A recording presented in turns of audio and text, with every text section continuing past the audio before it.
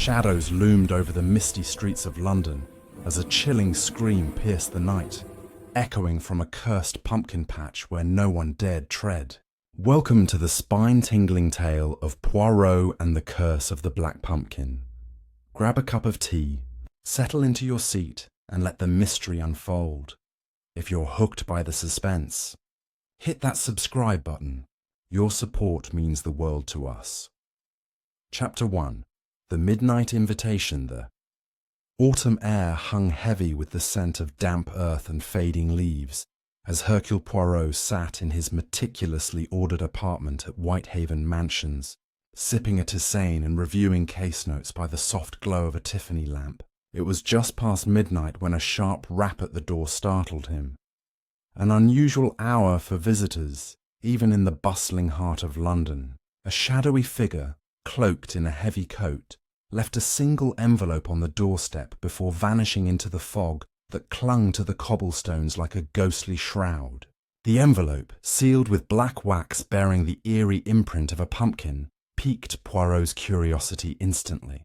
His nimble fingers, accustomed to unravelling the most tangled mysteries, broke the seal to reveal a letter penned in elegant but urgent script. It was from Lord Reginald Blackwood, a reclusive aristocrat whose ancestral estate, Blackwood Manor, stood on the desolate outskirts of the city.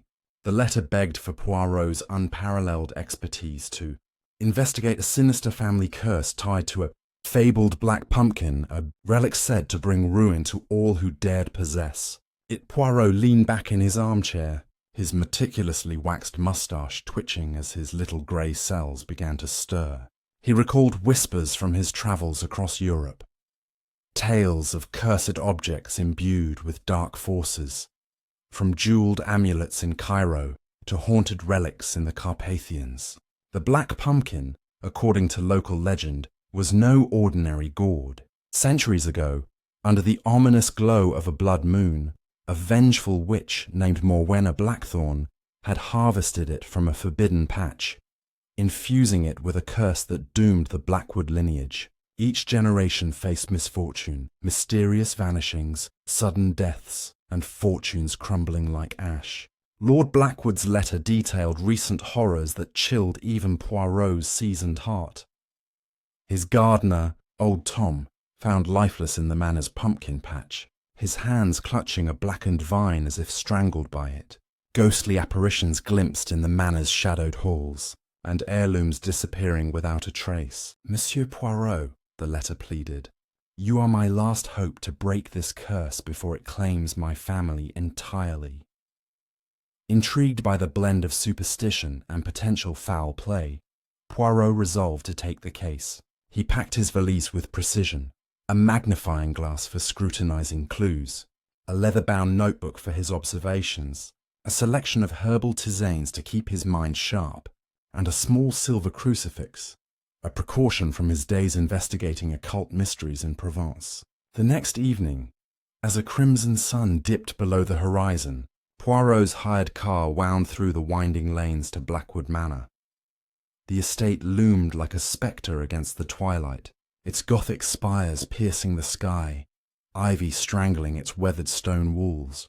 The air was thick with the musky scent of decaying foliage, and a faint chill prickled Poirot's skin as he stepped onto the gravel drive. At the manor's towering oak doors, he was greeted by Mr. Graves, the butler, a gaunt man with hollow cheeks and eyes that seemed to see through you. His voice was a low rasp as he led Poirot inside. Lord Blackwood awaits you, sir, he said, his tone betraying no emotion. The manor's interior was a labyrinth of opulence and decay. Crystal chandeliers flickered weakly, portraits of stern Blackwood ancestors glared from the walls, and the faint creak of floorboards echoed like whispers of the past. In the drawing room, a fire roared in a massive hearth, casting dancing shadows across Lord Reginald Blackwood's pallid face. He was a tall man, nearing 50, with silver-streaked hair and hands that trembled as he poured brandy from a decanter. Monsieur Poirot, he began, his voice cracking, the curse has awakened. Last Halloween, I unearthed the black pumpkin from our forbidden garden, hoping to disprove the old tales. Since then, shadows move without cause. My sister's locket vanished from a locked safe, and poor Tom, he was found dead, his face frozen in terror. Poirot listened intently, his sharp eyes noting every detail. The tremor in Blackwood's voice, the way his gaze darted to the darkened windows, the faint scent of mildew clinging to the room. He began his methodical questioning, as was his custom. "Tell me, Lord Blackwood, who else resides here?" he asked, pen poised over his notebook. The household, it turned out, was small. Lady Eleanor, Blackwood's younger sister, a nervous woman fond of gardening. Miss Clara, a distant cousin and amateur historian obsessed with the family's past, and a handful of servants, including Graves and a young maid, Lizzie, who avoided the pumpkin patch at all costs. Poirot probed further. Had strangers visited recently? Were there rivals envious of the Blackwood estate, perhaps eyeing its rumoured treasures? Blackwood mentioned a neighbour, Mr. Harrow, a wealthy industrialist who coveted the manor's lands, but he dismissed the idea of foul play. "It's the curse, monsieur," he insisted. No human hand could cause such dread. To ground his investigation, Poirot requested a tour of the estate. Under the dimming light of dusk, Blackwood led him to the infamous pumpkin patch, a tangled sprawl of vines behind the manor, bordered by gnarled oaks that seemed to whisper secrets. The patch was eerily silent, save for the rustle of leaves stirred by an unseen breeze. Poirot knelt, his magnifying glass glinting as he examined the soil. There, near a cluster of shriveled pumpkins, he spotted peculiar footprints, deep, uneven, and unlike the boots of the household staff. They trailed toward a rusted gate leading to the woods beyond. "Curieux," Poirot murmured, his mind racing. He recalled a case in Brussels where footprints had unmasked a thief posing as a ghost. Here, too, he suspected human cunning cloaked in supernatural guise. Perhaps someone was exploiting the curse to sow fear, or to steal something far more tangible than a legend. As night cloaked the manor, Poirot's thoughts churned. The black pumpkin, if it existed, was likely a symbol, a distraction from a more earthly crime. He considered practical possibilities, a hidden inheritance, a jealous rival, or even a disgruntled servant weaving terror for profit. Returning to the drawing room, he reassured Lord Blackwood with his characteristic calm. "Fear not, mon ami," he said, adjusting his lapel. "The truth, like a well-polished diamond, will reveal itself through order and method." Blackwood nodded weakly, but as Poirot retired to his guest room, the creak of a distant floorboard sent a shiver through him. The night was far from over, and the shadows of Blackwood Manor held secrets yet to be uncovered, setting the stage for the chilling discoveries that lay ahead. Chapter 2. Shadows in the Gallery. Hercule Poirot awoke to the faint tolling of a distant church bell, the sound drifting through the heavy drapes of his guest room at Blackwood Manor. The morning light, filtered through a grey haze, did little to dispel the oppressive gloom that clung to the estate. After a meticulous morning routine, his moustache waxed to perfection, his suit immaculate, Poirot descended the grand staircase, his polished shoes clicking on the worn marble. His destination was the manor's portrait gallery, a cavernous hall Lady Eleanor had mentioned during dinner the previous night, where the Blackwood ancestors seemed to watch the living with painted eyes. Poirot sensed that the gallery, steeped in the family's storied past, might hold clues to the curse's origins, or to the human hand orchestrating its terror. The gallery stretched long and narrow, its walls lined with portraits dating back centuries. Dust motes danced in the slivers of light piercing the tall arched windows, and the air carried a faint mustiness, as if time itself had settled into the floorboards. Poirot paused before a painting of Morwenna Blackthorne, the witch said to have birthed the curse. Her eyes, rendered in stark greens and blacks, seemed to follow him, her lips curled in a knowing smirk. The plaque beneath read Morwenna 1647, and a small inscription in Latin caught Poirot's eye. Maledictum in aeternum, cursed forever. He jotted this in his notebook, his mind turning to the possibility that the curse was a story kept alive to conceal a more tangible motive, perhaps tied to the family's wealth or secrets. As he moved deeper into the gallery, Poirot's attention was drawn to a heavy oak frame, its canvas slashed and hanging in tatters. The plaque identified it as Sir Edmund Blackwood, Lord Reginald's great-grandfather, who vanished under mysterious circumstances a century ago. Nearby, a velvet curtain concealed a small alcove, and Poirot's sharp instincts urged him to investigate. Behind the curtain, he found a hidden panel in the wall, its edges barely discernible. With a gentle push, it creaked open, revealing a narrow passage descending into darkness. A faint, earthy smell wafted up, mingled with something metallic, blood perhaps, or rust. Poirot hesitated, his hand resting on the crucifix in his pocket, but his curiosity outweighed caution. He lit a small pocket torch and stepped into the passage, the air growing colder with each step. The passage wound downward, its stone walls slick with moisture, until it opened into a small chamber. There, on a crude stone pedestal, sat a shriveled, blackened pumpkin, its surface etched with strange symbols that seemed to pulse in the torchlight. Poirot's heart quickened, but his logical mind took over. This was no supernatural relic.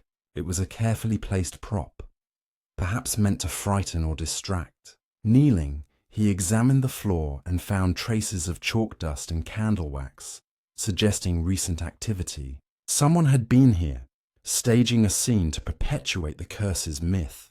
His torchlight caught a glint, a silver locket half buried in the dirt, its clasp broken. Inside was a faded photograph of a young woman, strikingly similar to Lady Eleanor. Could this be the missing heirloom Lord Blackwood had mentioned? Emerging from the passage, Poirot was startled by a soft footfall behind him. He turned to see Miss Clara, the family historian, her pale face framed by a high-collared dress. "Monsieur Poirot," she said, her voice trembling, "you shouldn't be here. The gallery is unsafe." Her eyes darted to the slashed portrait, and Poirot noted her clenched fists. "Unsafe, mademoiselle?" he replied, his tone gentle but probing. "Perhaps you know something of this hidden chamber." Clara's gaze faltered, and she muttered something about old family secrets before hurrying away. Poirot's suspicions deepened. Clara's knowledge of the manor's history might make her a keeper of its secrets, or a manipulator of its fears. Returning to the main hall, Poirot encountered young Lizzie, the maid, polishing silver with nervous energy. He questioned her gently about the gallery, learning that servants avoided it after dusk, claiming to hear whispers and see shadows move. Lizzie recounted a night when she saw a cloaked figure near the gallery's entrance, carrying a lantern that flickered oddly, as if fueled by something other than oil. Poirot thanked her, his mind cataloguing this new detail alongside the footprints he'd found in the pumpkin patch. The pieces were beginning to form a pattern, one that suggested a calculated effort to exploit the curse's legend for some hidden purpose. Perhaps to drive Lord Blackwood from the manor or to claim a prize buried in its history. As the afternoon waned, Poirot stood by a window overlooking the tangled garden, his thoughts racing. The black pumpkin, the slashed portrait, the hidden chamber, and Clara's unease all pointed to a scheme rooted in the manor's past. He resolved to confront Lady Eleanor next, her connection to the locket a thread he could not ignore. The manor's shadows seemed to thicken as he planned his next move, the air heavy with the promise of revelations yet to come. Chapter 3. The Lady's Secret. The afternoon sun cast feeble rays through the leaded windows of Blackwood Manor, doing little to warm the chill that seemed to seep from the very walls. Hercule Poirot, his mind a whirl of deductions, sought out Lady Eleanor in her private conservatory, a glass-domed haven overflowing with exotic plants and the sweet scent of blooming orchids. The conservatory, tucked at the manor's rear, was her sanctuary, a place where she tended her beloved Flora, far from the gloom of the main house. Poirot suspected that Eleanor, with her intimate knowledge of the estate's gardens, might hold answers about the locket he'd found in the hidden chamber, or the sinister forces at play within the manor's cursed legacy. He found her pruning a cluster of roses, her delicate hands moving with precision despite the faint tremble Poirot noted in her fingers. Lady Eleanor was a striking woman, her auburn hair streaked with grey, her eyes carrying a quiet sorrow that deepened when Poirot greeted her with his customary bow. "Madame," he began, his voice soft but deliberate, "I have found something curious, a locket bearing a photograph that resembles you. It was hidden beneath the gallery. Perhaps you can enlighten me." He held out the broken locket, watching her reaction closely. Eleanor's face paled, her pruning shears slipping to the floor with a clatter. That belonged to my mother," she whispered, her voice barely audible over the hum of a distant bee. "It was stolen months ago, before the curse awoke." Poirot pressed gently, his questions like threads weaving a tapestry of truth. Had she visited the hidden chamber? Did she know of anyone who might wish to frighten the household? Eleanor hesitated, her gaze drifting to a row of wilting herbs near the conservatory's edge. She spoke of her mother, Lady Beatrice, who had died under mysterious circumstances decades ago, shortly after unearthing a strange black gourd in the forbidden patch. "Mother believed the curse was real," Eleanor admitted, twisting a ring on her finger. "She warned me never to touch the pumpkins there, but I thought it mere superstition, until old Tom's death." Poirot noted her unease, suspecting she knew more than she revealed. Her love of gardening placed her near the cursed patch, yet her fear seemed genuine, not performative. Leaving the conservatory, Poirot wandered the manor's grounds, his polished shoes crunching on fallen leaves. He paused by a crumbling stone fountain, its basin filled with stagnant water, and a single, oddly pristine pumpkin seed. Kneeling, he examined it with his magnifying glass, noting its glossy black surface, unlike any seed he'd seen before. It reminded him of a case in Tuscany, where a rare plant had been used to poison a nobleman, masked as a natural death. Could the black pumpkin's curse be a cover for something as mundane yet deadly as poison? He pocketed the seed for later analysis, his mind turning to the possibility of sabotage within the household. As evening approached, Poirot joined the family for tea in the parlour, a tense affair marked by stilted conversation. Miss Clara, the historian, sat rigidly, her eyes flitting between Eleanor and Lord Blackwood. Poirot steered the discussion toward the manor's history, probing for connections to the locket or the pumpkin patch. Clara mentioned an old journal, penned by Morwenna Blackthorne herself, rumoured to be hidden in the library.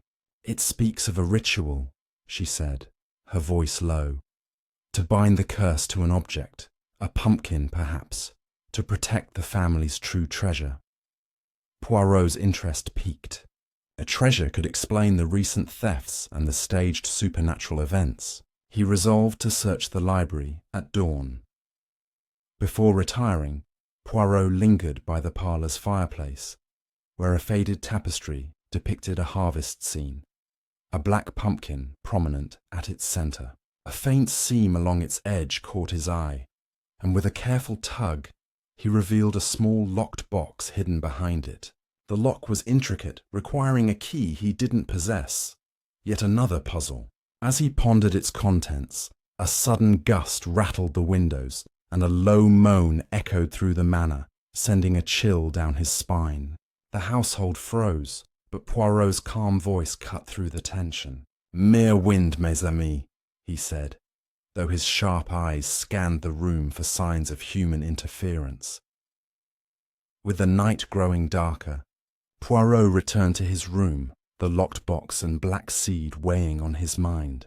Lady Eleanor's guarded demeanour, Clara's cryptic hints, and the hidden chamber suggested a conspiracy rooted in the manor's past, possibly tied to a treasure worth killing for. As he closed his eyes, the moan returned, softer now, like a warning from the shadows, urging him toward the library's secrets and the next layer of the mystery. Chapter 4. The library's whispered secrets as dawn broke over Blackwood Manor. A pale mist curled around the estate's spires, lending an ethereal veil to the Gothic structure. Hercule Poirot rose early, his mind sharpened by a restful sleep and a steaming cup of his favoured chamomile tisane.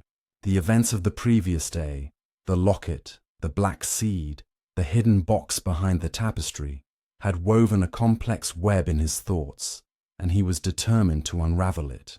His destination this morning was the Manor's library, where Miss Clara had hinted at the existence of Morwenna Blackthorne's journal, a relic that might illuminate the curse's origins, or reveal the true motive behind the Manor's recent terrors. Poirot dressed with his usual precision, his pinstriped suit immaculate, his moustache perfectly symmetrical, and tucked his notebook and magnifying glass into his pocket before stepping into the silent corridors. The library was a cavernous chamber on the Manor's second floor, its towering shelves groaning under the weight of ancient tomes. Their leather spines cracked and faded. Dust hung in the air, catching the weak sunlight that filtered through stained glass windows depicting harvest scenes, each pane edged with vines that seemed to writhe in the shifting light. The room smelled of old paper and wax, with an undercurrent of something earthier, almost fungal, that reminded Poirot of the pumpkin patch. He began his search methodically, running his gloved fingers along the shelves, his keen eyes scanning for any sign of the journal Clara had described. The silence was oppressive, broken only by the occasional creak of the floorboards or the distant caw of a crow outside. After an hour of searching, Poirot's attention was drawn to a shelf tucked in a shadowy corner, where a row of books seemed slightly askew, as if recently disturbed. Behind a heavy volume on medieval herbology, he found a slim, leather-bound journal, its cover embossed with a faint pumpkin motif. The pages were brittle, the ink faded but legible, and the handwriting bore the sharp, angular strokes of someone both meticulous and desperate. It was indeed Morwenna Blackthorne's journal, dated 1647, and its entries painted a vivid picture of a woman scorned by the Blackwood family. Morwenna wrote of a betrayal, her love for a Blackwood heir spurned, her knowledge of herbal lore mocked, and her banishment to the wilderness. In revenge, she claimed to have bound a curse to a black pumpkin, harvested under a blood moon, vowing that it would haunt the family until their hidden treasure was surrendered to the earth. Poirot's grey cells buzzed as he read. The mention of a treasure aligned with Clara's cryptic remark, suggesting the curse might be a smokescreen for a fortune. Perhaps gold, jewels, or a secret the Blackwoods guarded fiercely. He noted specific passages where Morwenna described a ritual involving the pumpkin, requiring it to be buried in a sacred circle within the estate's grounds. Could this circle be the pumpkin patch, or was it elsewhere? Perhaps near the rusted gate where he'd found those peculiar footprints. He also found a sketch in the journal, a map of sorts, depicting the manor with a cryptic symbol marking a location near the old stables. Poirot traced the sketch into his notebook, his mind racing with possibilities. A hidden vault, a buried artifact, or even a clue to the locket's significance. As he closed the journal, a faint rustle came from behind a nearby bookcase. Poirot froze, his senses alert, and called out softly, "Who is there?" No answer came, but the rustle grew louder, followed by the unmistakable sound of retreating footsteps. He moved swiftly, his torch illuminating the narrow gap between shelves, where he found a dropped handkerchief embroidered with the initials CB. Clara Blackwood. Had she been watching him, guarding the journal's secrets, or was she too searching for answers? Poirot pocketed the handkerchief, a tangible clue to her presence, and resolved to question her later with his characteristic blend of charm and precision. Leaving the library, Poirot ventured to the old stables, guided by the journal's sketch. The stables were a crumbling relic, their wooden beams sagging under years of neglect, the air thick with the scent of mouldy hay and damp earth. Near a collapsed stall, he found a patch of ground where the soil was looser, as if recently disturbed. Kneeling, he sifted through the dirt with a small trowel from his valise, uncovering a rusted iron ring embedded in a stone slab. It was a trap door, its edges concealed by overgrown weeds. With effort, he lifted it, revealing a shallow pit containing a bundle wrapped in oilcloth. Inside was a collection of ancient coins, their surfaces etched with symbols matching those on the black pumpkin in the hidden chamber. These were no ordinary coins, likely relics of immense value, perhaps the treasure Morwenna's curse was meant to protect or obscure. As Poirot examined the coins, a shadow fell across the trapdoor. He looked up to see Mr. Harrow, the wealthy neighbour Lord Blackwood had mentioned, standing with a forced smile. "Monsieur Poirot," Harrow said, his voice oily. "Fancy meeting you here. Just checking on the boundary lines. Old disputes, you know."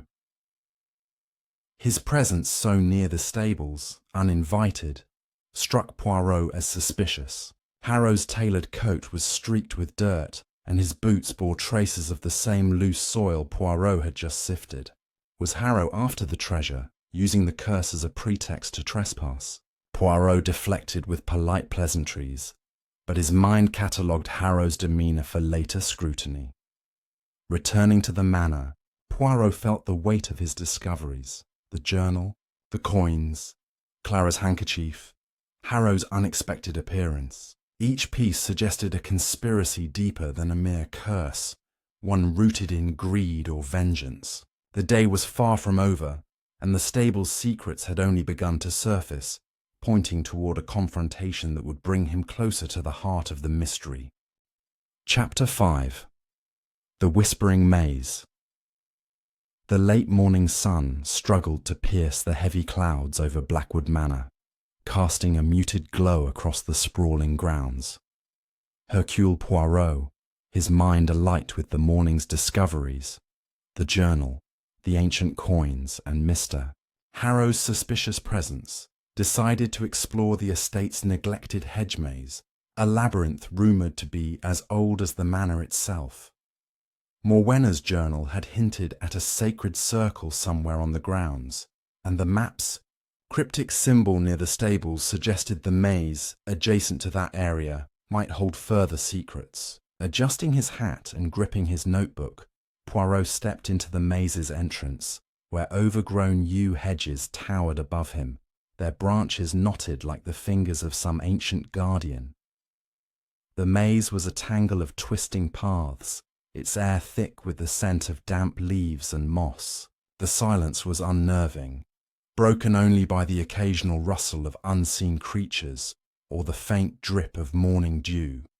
Poirot moved methodically, his polished shoes sinking slightly into the soft earth, his eyes scanning for any sign of disturbance. He recalled a case in Vienna where a garden maze had concealed a smuggler's cache, and he wondered if this labyrinth served a similar purpose, perhaps hiding the true heart of the Blackwood treasure. As he turned a corner, he noticed a patch of trampled grass, the blades bent in a pattern suggesting recent passage. Kneeling, he found a single black pumpkin seed, identical to the one from the fountain, its glossy surface catching the dim light. He pocketed it, his suspicions growing that the maze was more than a forgotten relic. Deeper in, the hedges grew denser, their shadows pooling like ink. Poirot's torch revealed faint carvings on a stone bench at a junction, symbols mirroring those on the black pumpkin in the hidden chamber. They formed a spiral, etched with care, and beside it was a smudge of chalk, fresh enough to suggest recent activity.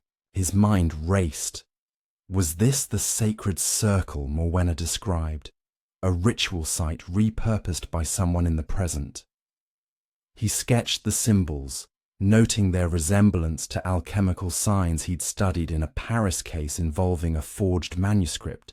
The chalk hinted at human hands at work, perhaps staging a ritual to perpetuate the curse's myth. As he pressed on, a low whisper drifted through the hedges. Not the wind, but a human voice. too faint to discern words. Poirot froze. His senses sharpened and followed the sound, navigating the maze's twists until he reached a small clearing. There, at its centre, stood a weathered stone altar, its surface stained with dark streaks, possibly soot or something more sinister. Scattered around it were wilted pumpkin vines, their leaves curling like clawed hands. On the altar lay a tattered ribbon, embroidered with the same C.B. as the handkerchief from the library. Clara again, Poirot thought, his suspicions deepening. Was she orchestrating a charade, or was she too a pawn in a larger scheme? Before he could examine the altar further, a sharp crack echoed behind him, a branch snapping underfoot. Poirot turned, his torch sweeping the shadows, and caught a glimpse of a cloaked figure darting through the hedges. "Arrêtez!" he called, but the figure vanished, leaving only the rustle of leaves. Giving chase was futile in the maze's confines, but Poirot noted the direction, toward the manor's rear entrance. He marked the spot in his notebook, recalling Lizzie's tale of a cloaked figure with a strange lantern. The pieces were aligning, suggesting someone was using the maze as a stage for fear, perhaps to drive the Blackwoods from their home. Emerging from the maze, Poirot found himself near the kitchen gardens, where young Lizzie was pulling weeds with frantic energy. Her face blanched when she saw him, and he approached with a gentle smile. "Mademoiselle Lizzie," he said, "have you seen anyone enter the maze this morning?" She hesitated, her eyes darting to the hedges, then whispered, "I saw Miss Clara there at dawn, sir, carrying a basket. She told me to stay away, said it was for my own good." Poirot nodded, his mind cataloguing this alongside Clara's earlier unease. He thanked Lizzie, noting her trembling hands, and resolved to confront Clara directly. As he returned to the manor, Poirot passed the rusted gate near the pumpkin patch, where he noticed fresh scratches on its lock, as if someone had tried to force it open. His magnifying glass revealed tiny flecks of green paint on the metal, unlike anything on the estate. This, combined with the maze's clues, pointed to an outsider's involvement, perhaps Mr. Harrow, whose dirty boots and sudden appearance at the stables lingered in Poirot's thoughts. The maze had revealed a ritual site, a possible key to the curse's staging, but it also raised questions about Clara's role and the treasure's true nature. With the day waning, Poirot sat briefly on a garden bench, his notebook open as he connected the dots, the altar, the symbols, the cloaked figure, and the scratched gate. The curse was a facade, he was certain, but its purpose, greed, revenge, or something darker, remained elusive. Clara's actions demanded scrutiny, and the green paint suggested a new player in this deadly game. As the manor's shadows lengthened, Poirot, Chapter 6, The Confrontation in the Study. The evening sky over Blackwood Manor turned a bruised purple, the air heavy with the promise of rain as Hercule Poirot made his way to the study, a wood-panelled room where Miss Clara Blackwood spent her evenings poring over family records. His discoveries in the maze, the stone altar, the embroidered ribbon, and the fleeting glimpse of a cloaked figure had sharpened his focus on Clara as a key figure in the unfolding mystery. Her repeated presence at critical moments, coupled with her knowledge of the manor's history, made her either a conspirator or a vital witness. Poirot, his notebook tucked under his arm and his demeanour as polished as ever, prepared for a delicate yet incisive interrogation, determined to uncover her role in the so-called curse. The study was dimly lit by a single brass lamp, casting long shadows across shelves lined with dusty ledgers and faded maps. Clara sat at a heavy oak desk, her fingers tracing the pages of an ancient tome, her face pale and drawn. She started as Poirot entered, his soft knock barely audible over the crackle of the fireplace. "Mademoiselle Clara," he began, his voice calm but edged with authority, "we must speak of the maze and the secrets you seem to guard." He held up the ribbon from the altar, its CB initials catching the firelight. Clara's eyes widened, and she gripped the edge of the desk, her knuckles whitening. Poirot paced slowly, his words measured. "I found this in the maze, near a stone altar marked with symbols from Morwenna's journal. And earlier, your handkerchief in the library. You were drawn to these places, no? Perhaps you know more of this curse, or its fabrication, than you have shared." Clara's lips parted, but no sound came at first. After a long pause, she spoke, her voice low and strained. "I've been trying to understand it, Monsieur Poirot. The curse, it's not just a story. I found Morwenna's notes in the library years ago, hidden in a false book. They speak of a treasure buried to appease the curse, but also of a ritual to renew it. I went to the maze to see if it was true." Her words intrigued Poirot, but he sensed evasion. He pressed further, asking about the cloaked figure and her dawn visit to the maze, as reported by Lizzie.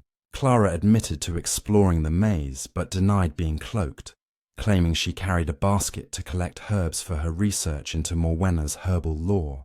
"I thought the altar might hold answers," she said, "but I found only vines and shadows."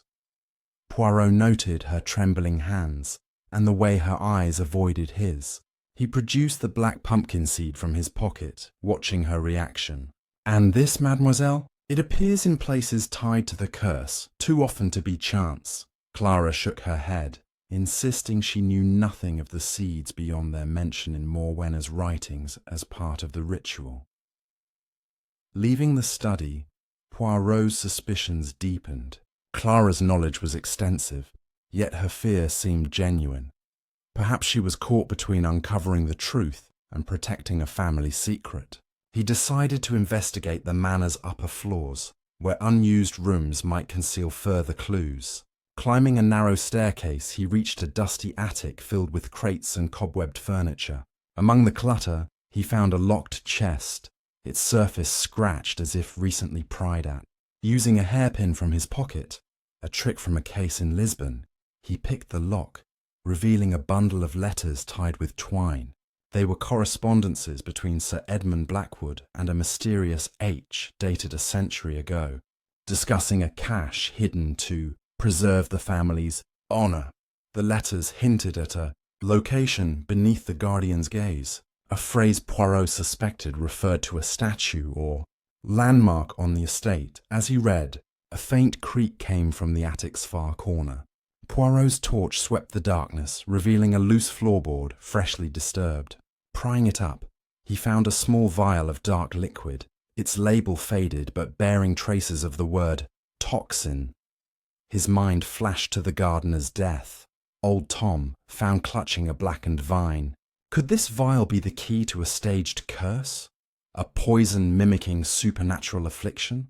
He secured the vial in his valise, noting its similarity to a case in Florence where a family used poison to settle inheritance disputes. Descending to the main hall, Poirot encountered Lord Blackwood, his face etched with worry. "Monsieur Poirot, the servants speak of noises in the attic," he said, his voice shaking. "Is the curse growing stronger?" Poirot reassured him with a calm smile, withholding his findings for now.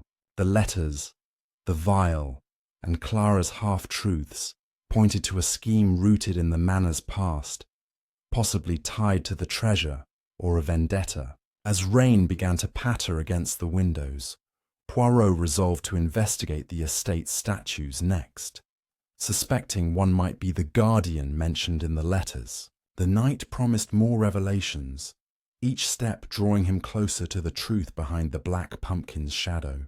Chapter 7. The guardian's gaze, rain lashed against Blackwood Manor as night fell. the storm's rhythm a restless drumbeat that mirrored Hercule Poirot's racing thoughts. The letters from the attic, the mysterious vial, and Clara's evasive answers had deepened the enigma, pointing to a treasure hidden beneath the Guardian's gaze. Poirot, his coat buttoned against the damp chill, ventured into the manor's rain-soaked gardens, determined to find the statue or landmark referenced in Sir Edmund's correspondence. His torch cut through the darkness, illuminating gnarled trees and sodden paths as he navigated toward the estate's oldest section, where ancient sculptures stood like silent sentinels. The storm's ferocity only sharpened his resolve, his meticulous mind piecing together the clues that suggested a human hand orchestrating the curse's terror. The gardens were a maze of shadows, their stone figures weathered by time and neglect. Poirot paused before a towering statue of a hooded figure, its carved eyes seeming to stare through the rain. The plaque at its base read, "The Guardian of Blackwood," erected in 1650, shortly after Morwenna's time.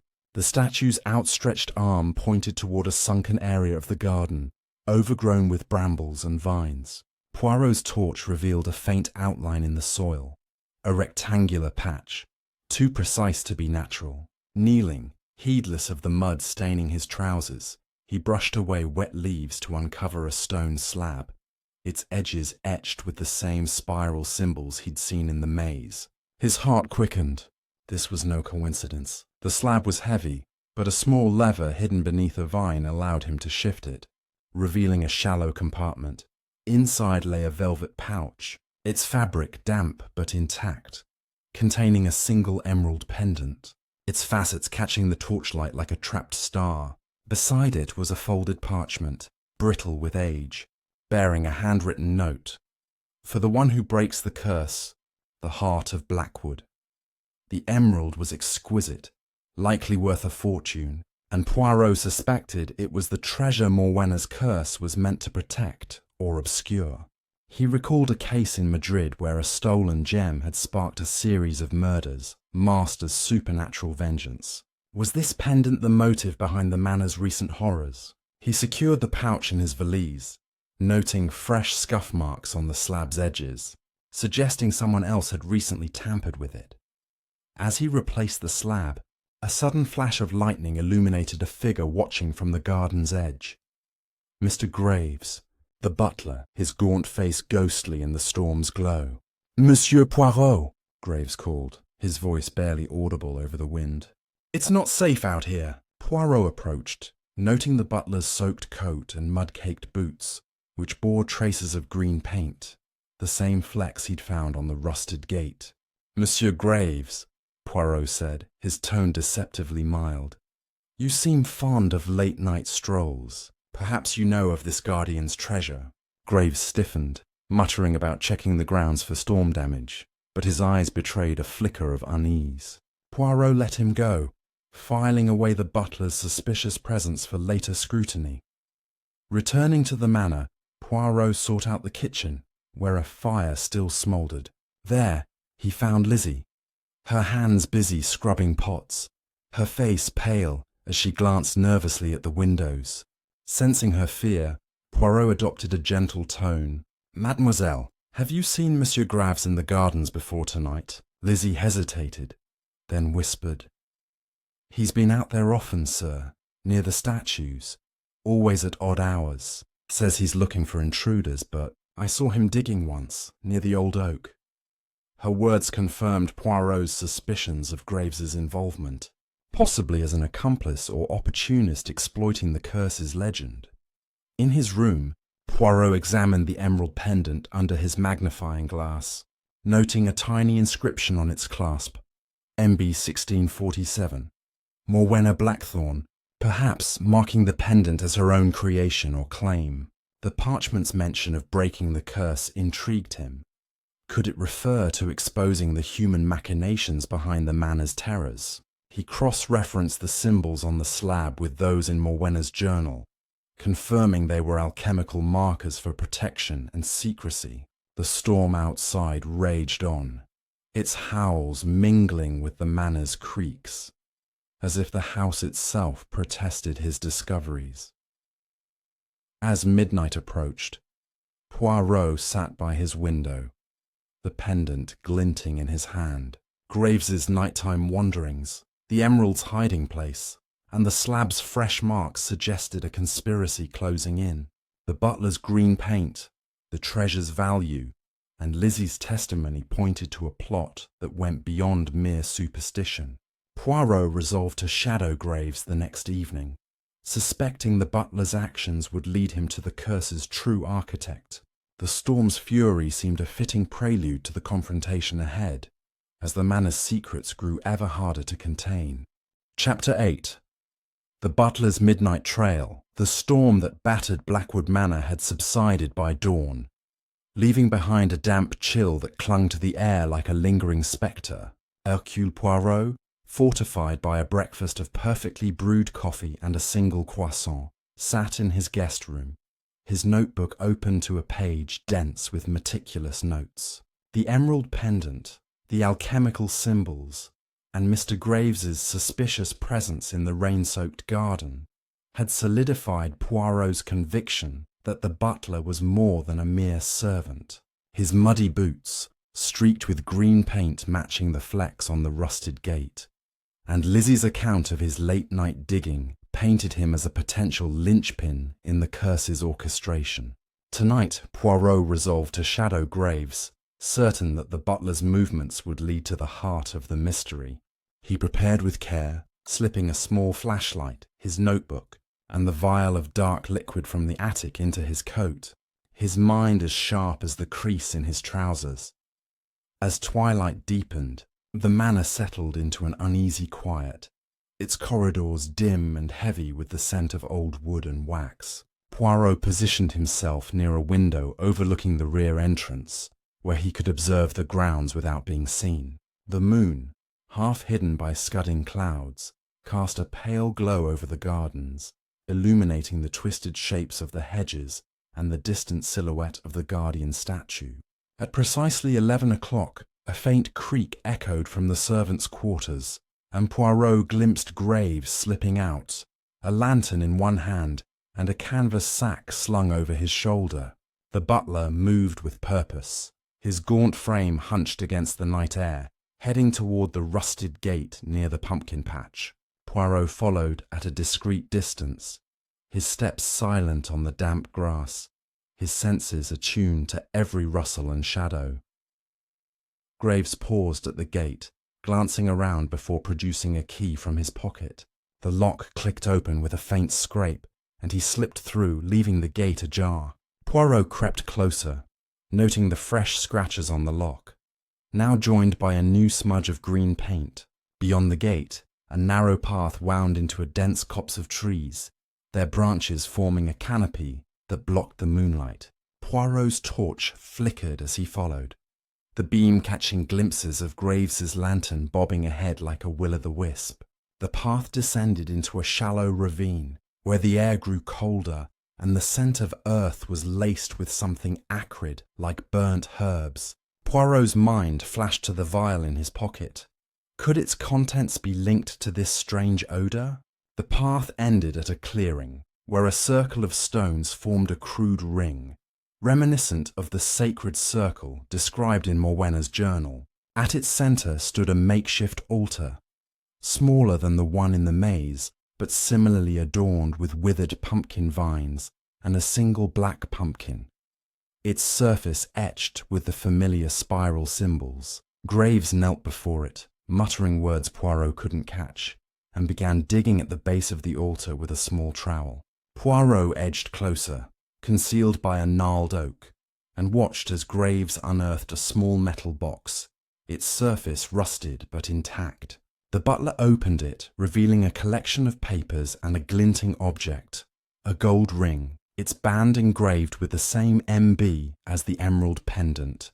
Poirot's grey cells word, another piece of the Blackwood treasure, hidden to fuel the curse's myth or to protect it from prying hands.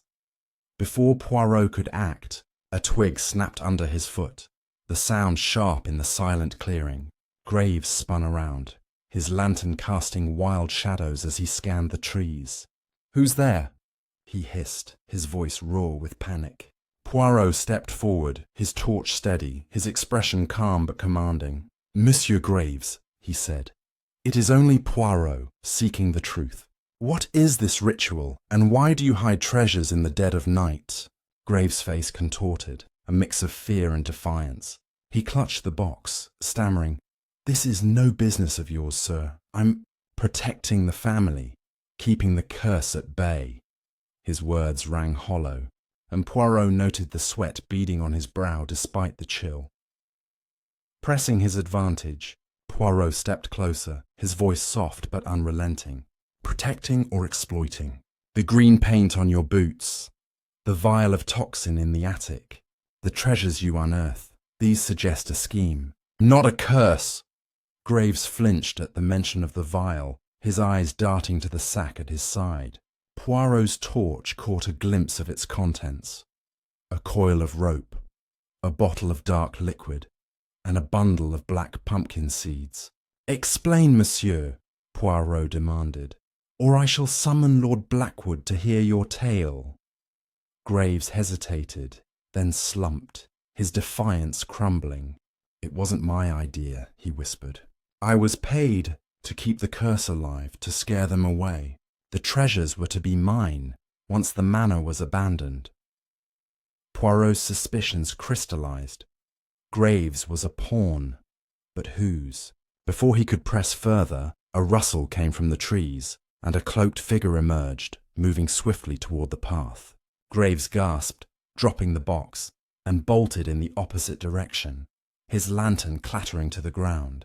Poirot gave chase to the cloaked figure, his torch cutting through the darkness, but the figure was nimble, vanishing into the ravine's shadows. Returning to the clearing, Poirot found the box intact, but Graves gone, his sack abandoned. He collected the box and sack, noting the bottle's label, nightshade extract, a deadly poison matching the vial from the attic. The pieces were falling into place. A staged curse, a poisoned gardener, and a treasure hunt masked by fear. Back at the manor, Poirot locked the box and sack in his room, his mind racing. Graves's confession pointed to a mastermind, possibly Mr. Harrow, whose wealth and proximity made him a likely suspect. The cloaked figure's identity remained elusive, but their presence suggested the plot was far from over. As the first light of dawn crept through his window, Poirot resolved to confront Lord Blackwood with his findings, certain that the manor's next day would bring a reckoning. The curse was unravelling, but its architect remained in the shadows, waiting to strike. Chapter 9. The Unmasking at Dawn. The first rays of dawn crept over Blackwood Manor, painting the Gothic spires with a faint golden hue, but the air remained heavy with secrets. Hercule Poirot, his mind a whirlwind of deductions after the night's chase, sat at a small writing desk in his room, the metal box, sack, and nightshade extract laid out before him. Mr. Graves's panicked confession and the cloaked figure's escape had confirmed Poirot's suspicions. The curse was a carefully crafted illusion, driven by greed and poison, with the Blackwood treasure at its heart. The butler's admission of being paid to perpetuate the curse pointed to a mastermind, and Poirot's instincts leaned toward Mr. Harrow, the ambitious neighbour whose muddy boots and timely appearances betrayed his interest in the estate. With the household stirring, Poirot resolved to confront Lord Blackwood and lay bare the truth, gathering the family in the drawing-room to unmask the culprit before the curse claimed another victim. Poirot descended the grand staircase, his polished shoes echoing in the silent hall, and requested Mr. Graves to summon the household. The butler, pale and avoiding Poirot's gaze, complied with a curt nod, his earlier bravado gone.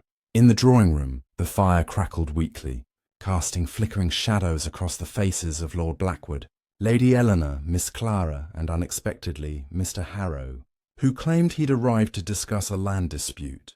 Poirot's sharp eyes noted Harrow's tense posture and the faint trace of green paint on his cuff, a damning link to the gate and Graves's boots. Lizzie hovered at the room's edge, her hands twisting nervously, while Graves stood by the door, his gaunt frame rigid. The stage was set, and Poirot, with his characteristic flair, began to unravel the mystery. "Mes amis," he said, his voice steady and commanding, "the curse of the Black Pumpkin is no supernatural force, but a scheme woven by human hands. Allow Poirot to reveal the truth through order and method." He produced the emerald pendant, the gold ring, and the papers from the metal box, laying them on the table like evidence in a courtroom. "These treasures, hidden across the manor, are the motive behind the terrors you've endured. The Black Pumpkin, the ghostly whispers, the death of old Tom, all orchestrated to drive you from this estate. To claim its riches," Lord Blackwood gasped. Eleanor's hand flew to her mouth and Clara's eyes darted to Harrow, who shifted uncomfortably. Poirot turned to Graves, his gaze piercing. "Monsieur Graves, you admitted to being paid to stage the curse, to plant black pumpkins and spread fear. Who is your employer?" Graves hesitated, his lips trembling, but before he could speak, Harrow interrupted, his voice smooth but strained. "This is absurd, Poirot. I'm a neighbour, not a conspirator." Poirot smiled thinly, producing the nightshade extract. "This poison, found in the attic in your sack, matches the symptoms of old Tom's death. And the green paint on your boots, Monsieur Harrow, links you to the gate where treasures were hidden. You sought to frighten the Blackwoods away, to seize their land and its secrets." Clara suddenly stood, her face flushed. "It wasn't just him," she cried, her voice breaking. "I helped, but not for greed. I wanted to protect the treasure, to honour Morwenna's legacy. She wasn't a witch. She was a guardian, hiding the family's wealth to keep it from falling into the wrong hands. She admitted to placing the ribbon in the maze and searching the library, hoping to find Morwenna's journal to guide her. But Harrow, she claimed, had coerced her, threatening to expose her research to ruin the family's name. Poirot nodded, his suspicions confirmed. Clara was a misguided accomplice, manipulated by Harrow's ambition. Harrow's composure cracked, his fists clenching. "You have no proof," he snarled, but Poirot produced the letters from the attic, detailing Sir Edmund's deal with an H, likely Harrow's ancestor, who had long coveted the Blackwood fortune. The green paint, the nightshade, and Graves' testimony formed a chain of evidence Poirot laid out with precision. "You used Clara's knowledge and Graves's loyalty, staging apparitions and poisoning the gardener to create chaos. But the little grey cells of Poirot see through such deceptions." As Harrow lunged toward the door, Graves, desperate to redeem himself, blocked his path, and Lord Blackwood called for the authorities. Eleanor, tears in her eyes, thanked Poirot for saving their home, while Clara sank into a chair, her resolve broken.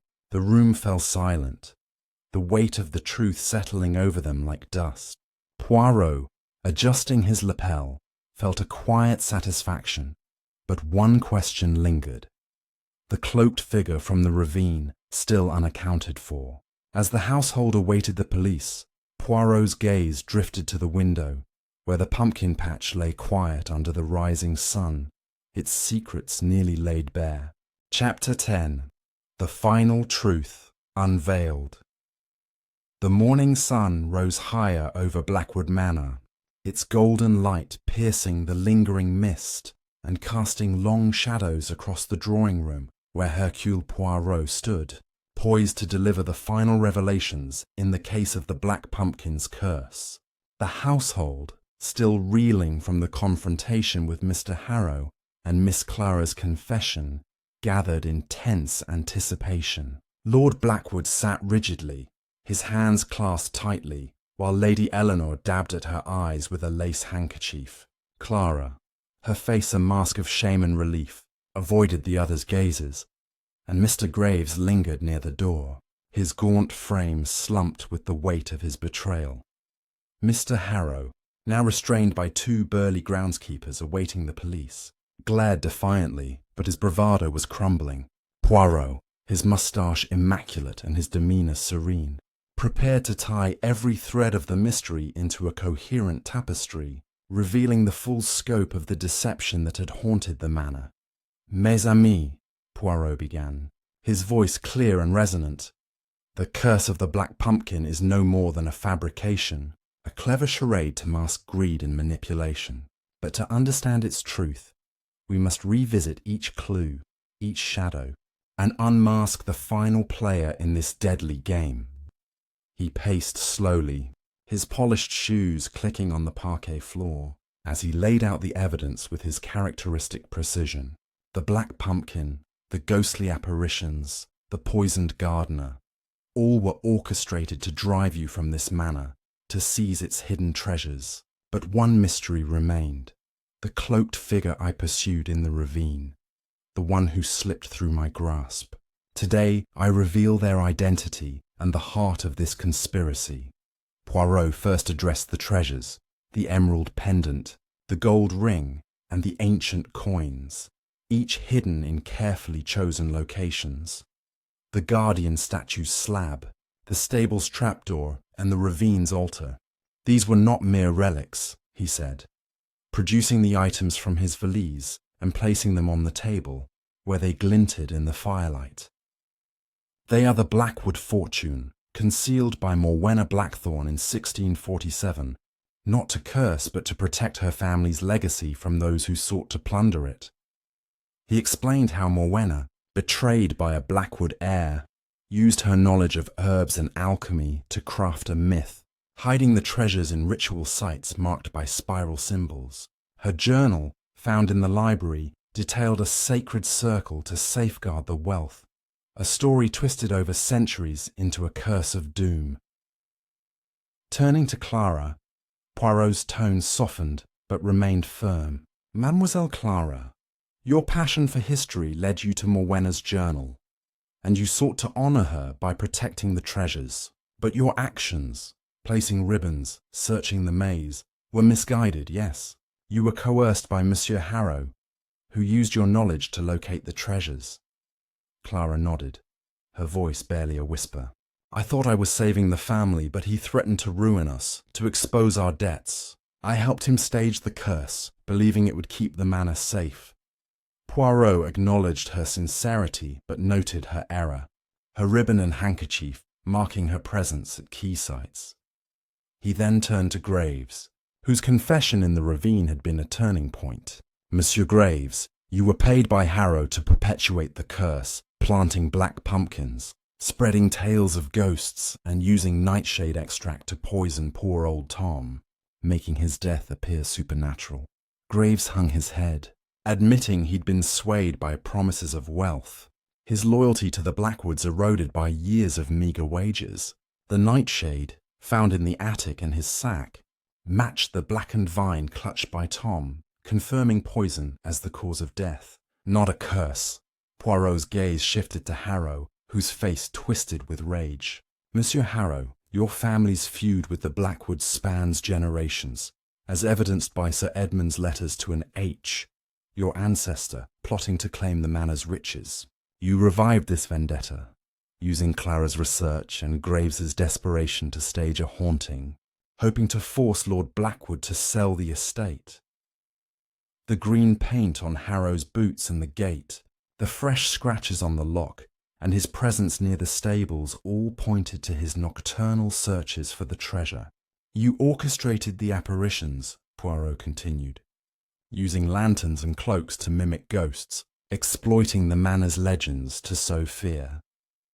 But the cloaked figure in the ravine remained the final piece." Poirot paused, his eyes scanning the room, then settled on Lizzie, the young maid, who stood trembling at the edge. "Mademoiselle Lizzie," he said gently, "it was you I saw in the ravine, was it not?" The room gasped, and Lizzie's eyes widened, tears spilling over. I didn't mean harm, sir," she stammered. "I followed Mr. Graves, saw him digging. I wanted to know what he was hiding, to protect Lady Eleanor." Poirot nodded, his expression kind.